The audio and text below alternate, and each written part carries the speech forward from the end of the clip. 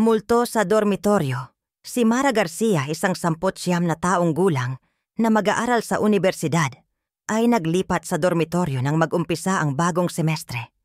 Ang gusali ng dormitoryo ay mukhang lumang-luma na, may mga pader na may mga retak at pinturang napupudpud na.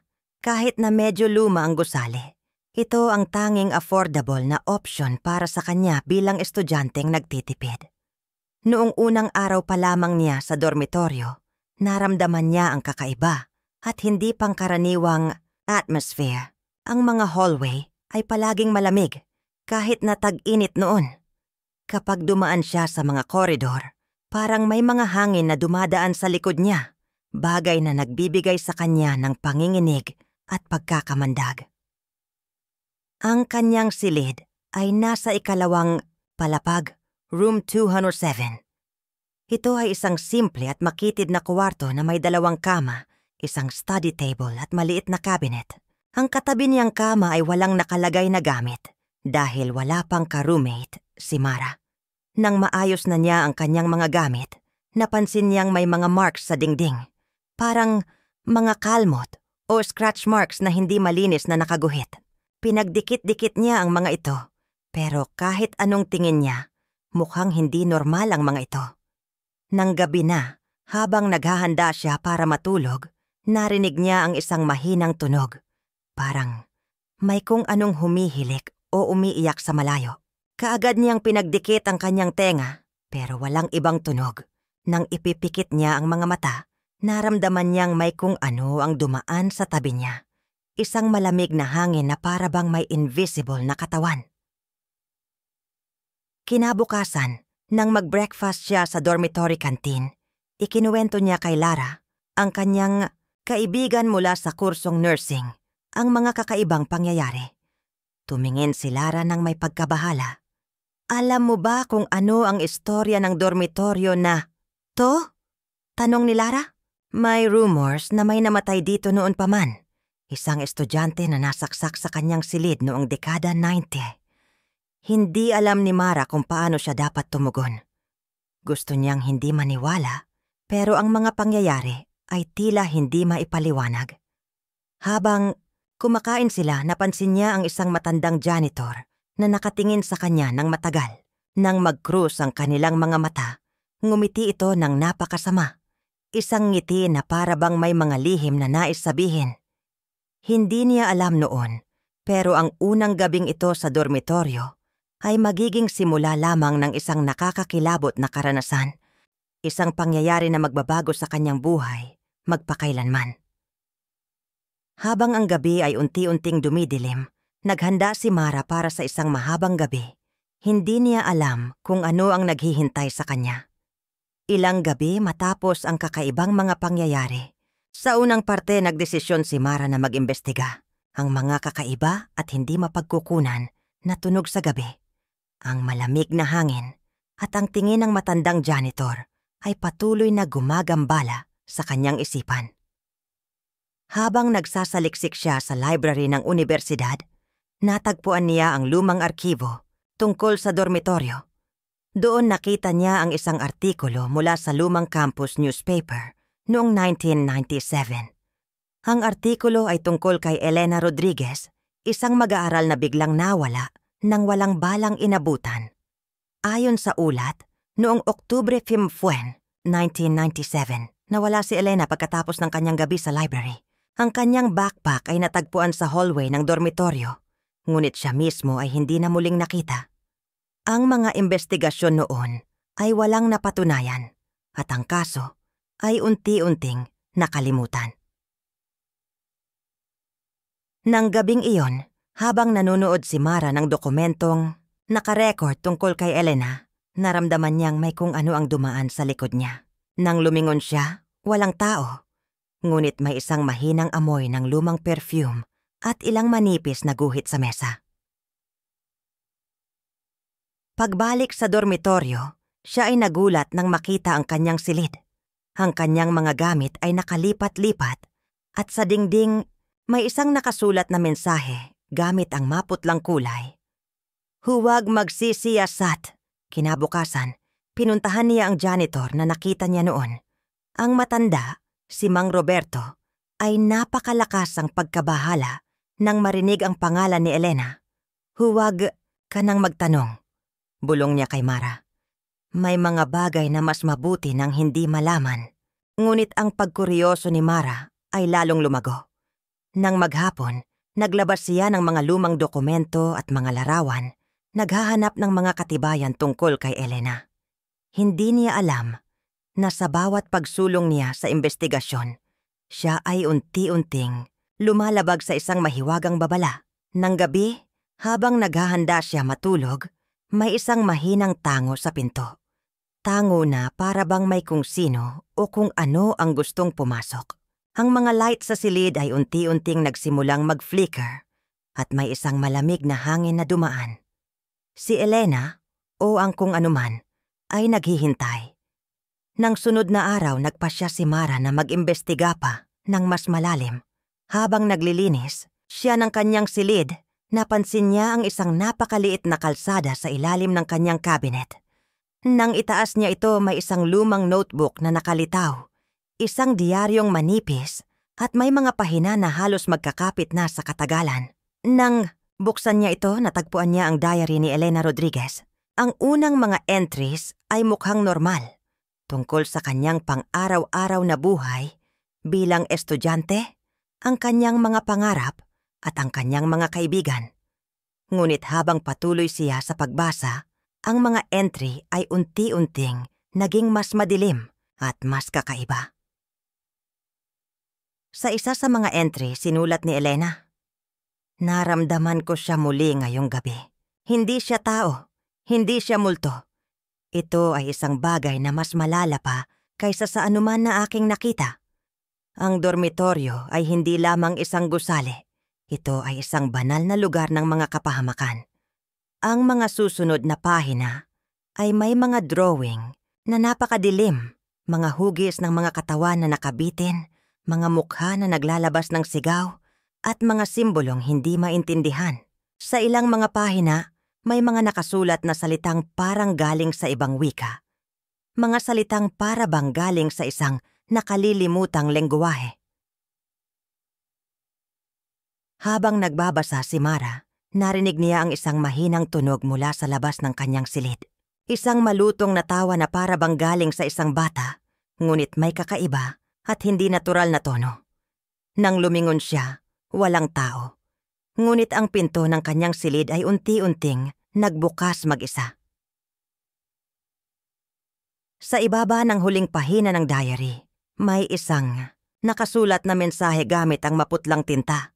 "Siya ay naghihintay sa iyo." Si Mang Roberto, ang janitor, ay biglang lumitaw sa pintuan. Ang kanyang mukha ay lubhang seryoso at nakakatakot. "Dapat hindi mo ito nabuksan," bulong niya kay Mara. Ngayon alam na niya na ikaw ay may alam. Ang mga ilaw sa silid ay biglang namatay at isang malamig na hangin ang dumaan. May isang tinig, hindi babae, hindi lalaki, kundi isang tinig na para bang galing sa kalaliman ng impyerno na bulong. Salamat sa pagbubukas, ang buong unibersidad ay tila ba naglalaho sa paligid ni Mara. Ang koridor ng dormitoryo ay unti-unting naging mas madilim, mas malamig, at mas misteryoso. Si Mang Roberto ay lumuhod at hinawakan ang kamay ni Mara. Ang kanyang mga mata ay puno ng matinding pagkabalisa. "Hindi mo alam kung gaano katagal ang naghihintay," bulong niya. Ang kulto na, ito hindi sila ordinaryong mga mananiwala. Sila ay mga manggagaway na naniniwala sa isang napakadilim na uri ng transmigrasyon ng mga kaluluwa. Ikinuwento niya ang detalyadong kasaysayan.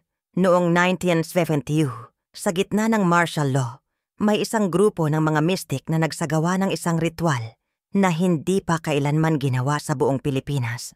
Ang kanilang layunin ay lumikha ng isang perpektong conduit, isang paraan para sa mga espiritu na makapasok sa mga katawan ng mga bata at kabataan. Ang sementeryo na ito, pagpapatuloy ni Mang Roberto, ay pinili nila dahil sa espesyal na heograpiko at spiritual na lokasyon. May mga ancestral na likas na puwersa rito. Mga lugar kung saan ang dimensions ay mas manipis. Ang diary ni Elena ay nagsimulang mag-glow. Ang mga letra ay unti-unting lumilitaw. Hindi gamit ang tinta, kundi parang sinulat ng apoy. Ang bawat salita ay may sariling buhay, gumagalaw, at paglilipat-lipat. Napansin ni Mara na ang mga kalmot sa kanyang kamay ay unti-unting bumubuo ng isang complex na simbolo, isang mandala na may mga ancient na characters mula sa mga lumang kultura ng Pilipinas. Ang simbolo ay tila ba may sariling buhay, gumagalaw, at nagbabago habang siya ay nanonood. Sa labas, ang buong dormitoryo ay nagsimulang mag-shake. Ang mga bintana ay nagsimulang magbukas at magsara ng mag-isa. Ang mga kortina ay lumilipad ng walang hangin.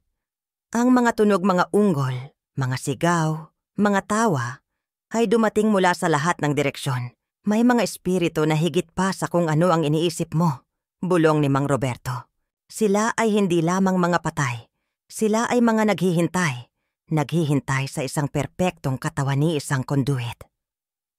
Biglang napansin ni Mara na siya mismo ay unti-unting nagiging bahagi ng isang malaking ritual.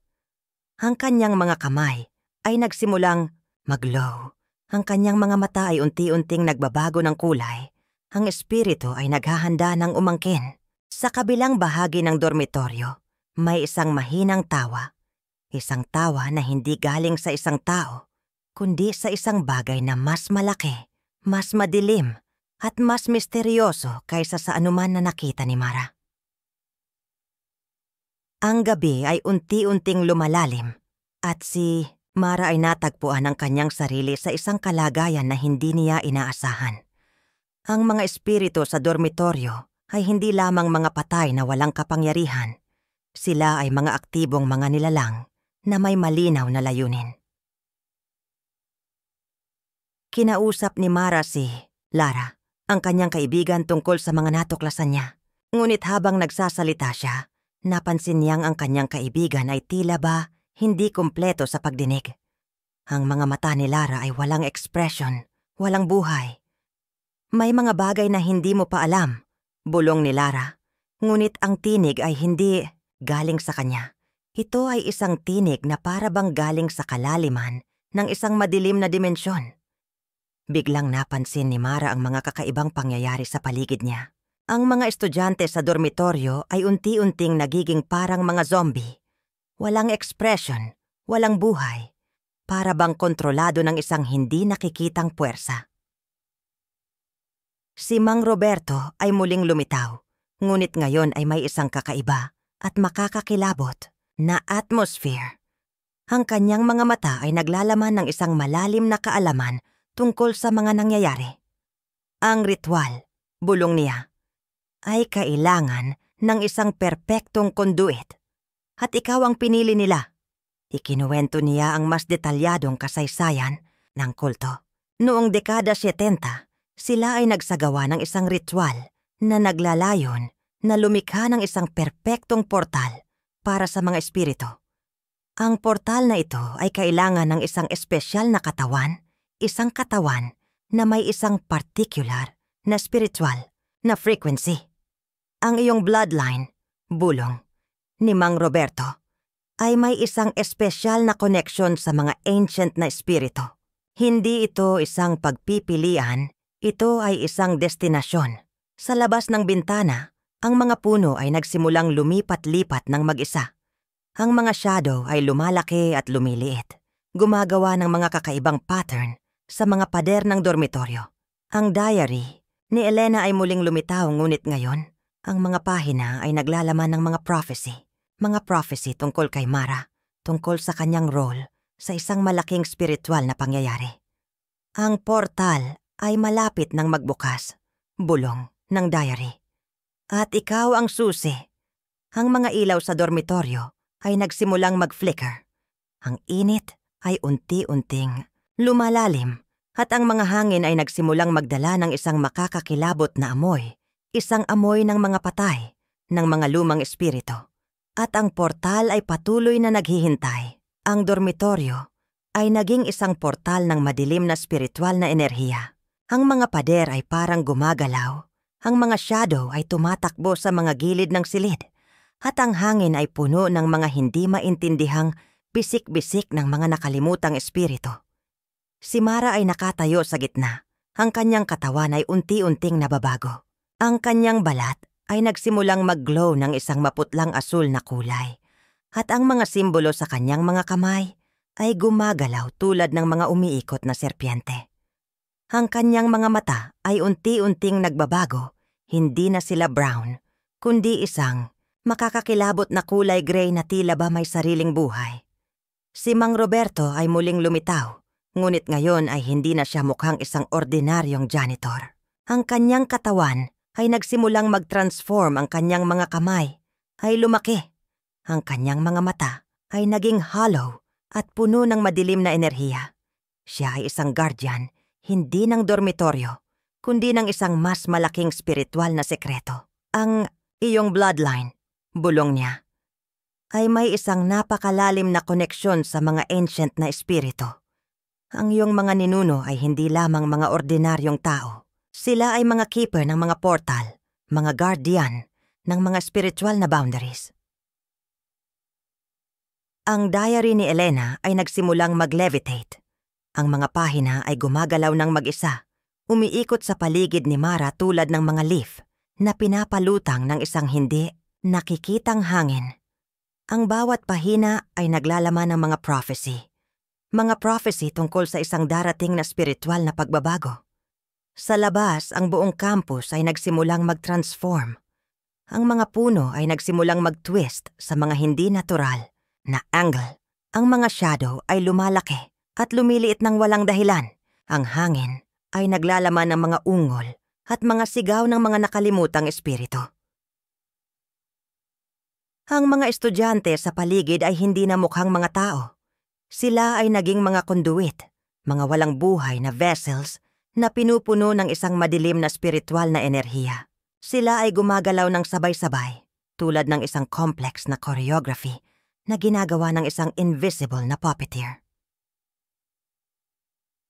Si Lara, ang dating kaibigan ni Mara, ay lumapit, ngunit ang kanyang mga mata ay walang expression, walang buhay. Ang kanyang tinig ay galing sa kalaliman ng isang madilim na dimensyon. Ang iyong destiny, bulong niya, ay hindi lamang tungkol sa iyo. Ito ay tungkol sa isang malaking spiritual na transformation. Ang mga estudyante ay nagsimulang mag-chant ng isang wika na hindi pa kailanman narinig ni Mara. Ito ay parang isang kombinasyon ng mga ancient na wika Aztec, Mayan, at mga lumang Pilipinong kultura. Ang bawat salita ay parang may sariling buhay, gumagalaw, at nagbabago habang sila ay nagsasalita. Si Mang Roberto ay lumuhod at inilagay ang amulet sa dibdib ni Mara. Ang amulet ay nagsimulang mag-glow at ang mga simbolo sa paligid ay nagsimulang mag-form ng isang complex na mandala. Ang ritual ay malapit nang matapos, bulong niya. At ang mundo ay hindi na magbabago tulad ng dati. Ang portal ay patuloy na lumalaki. Ang mga espiritu ay naghihintay. At si Mara ay natagpuan ang kanyang sarili sa gitna ng isang spiritual na pagbabanta na higit pa sa kanyang pag-unawa. Ang buong mundo ay tila ba nahinto sa sandaling iyon. Si Mara ay natagpuan ang kanyang sarili sa gitna ng isang spiritual na pagbabanta na hindi niya lubos na maintindihan. Biglang may isang makakakilabot na flash of light. Ang lahat ng espiritu at mga estudyante sa paligid ay nawala ng biglaan. Si Mang Roberto ay nahulog sa kanyang tuhod. Ang kanyang katawan ay unti-unting bumabalik sa normal. Nasalba ka, bulong niya kay Mara. Ikinuwento ni Mang Roberto ang buong katotohanan. Noong dekada 70, ang kulto ay nagsagawa ng isang ritual na naglalayon na lumikha ng isang permanent na portal sa pagitan ng mundo ng mga patay at ng mga buhay. Ang ritual ay nangangailangan ng isang perpektong conduit, isang tao na may espesyal na bloodline. Si Mara ay ang huling descendant ng isang ancient na pamilya na may spiritual na koneksyon sa mga portal. Ang kanyang mga ninuno ay mga guardian ng spiritual boundaries at ang kulto ay palagi nang gustong makuha ang kanilang kapangyarihan. Ang diary ni Elena ay unti-unting naglaho. Ang mga kalmot sa kamay ni Mara ay naglaho at ang mga simbolo ay nawala. Ang dormitoryo ay muling naging normal. Walang mga espiritu, walang mga shadow, walang mga kakaibang pangyayari. Ngunit may isang babala pa rin. Hindi pa ito tapos. Bulong ni Mang Roberto. Sila ay muling babalik at ikaw ang tanging makakapigil sa kanila. Si Mara ay napanganga. Ang kanyang buong mundo ay nagbago sa loob ng iilang mga araw lamang. Siya ay natagpuan ang kanyang sarili bilang isang guardian, hindi lamang ng dormitoryo, kundi ng isang mas malaking spiritual na sekreto. Habang siya ay nakatayo sa gitna ng kanyang silid, napansin niya ang isang manipis na scroll sa ilalim ng kanyang drawer. Ito ay isang ancient na scroll na naglalaman ng mga instructions kung paano pigilan ang kulto kung sila ay muling bumalik. Ang kanyang spiritual na journey ay bago pa lamang. Sa labas ng bintana, ang gabi ay tumutulo ng mga sekreto at ang mga espiritu ay patuloy na naghihintay. 2 buwan matapos ang mga kakaibang pangyayari, muling bumalik si Mara sa dormitoryo. Ang lugar ay tila ba normal na normal. Walang mga espiritu, walang mga kakaibang pangyayari. Subalit sa kanyang mga mata ay may isang kakaibang bahid ng determination at kaalaman. Sa kanyang drawer, nakatagong mabuti ang ancient na scroll na ibinigay ni Mang Roberto. Ang diary ni Elena ay nakatago rin, ngunit ang mga pahina ay naglalaman ng mga simbolo at mga prophecy na patuloy na gumagalaw. Nang gabi, habang ang buong dormitoryo ay nahimbing sa pagtulog, may isang mahinang tunog, isang tango sa pinto, isang manipis na shadow sa gilid ng pader. Si Mara ay ngumiti, hindi sa takot, kundi sa isang pagkakaalam na may mas malaki pang mangyayari. Naghihintay ako, bulong niya. Hindi sa inyo, kundi para sa aking susunod na hakbang. Sa labas ng bintana, ang gabi ay puno ng mga hindi nasasabing sekreto. At ang mga espiritu, hindi pa rin tuluyang lumisan.